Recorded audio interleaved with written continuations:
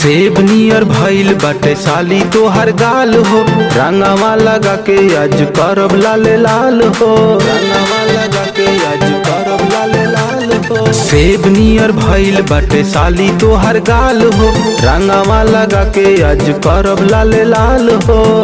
आओ भिरी जनी माना कर साली, जीजा ऊपरे से हो, जीजा ऊपरे से, जीजा ऊपरे से रउआई रंग डाली, ना तो सुहनब काटल काटल गाली। जीजा ऊपरे से रउआई रंग डाली, ना तो सुहनब काटल काटल गाली। बुझनी है जीजा? सुहनब काटल काटल गाली।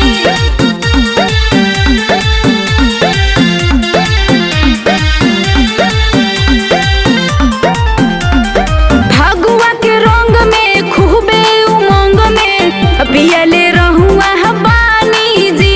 हटी धोने साली तो आधा होखे घर वाली, होली भर बन के रानी जी, होली भर बन के रानी जी। भगवा के रंग में खूबे उमंग में पियले रहुआ बानी जी।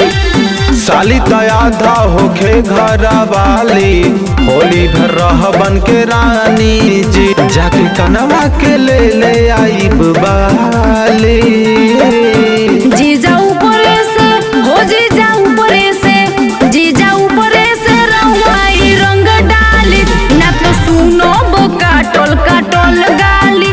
जीजा ऊपरे से रउआई रंग डाली, ना तो सुनब काटल काटल गाली। बुझनी? सुनब काटल काटल गाली।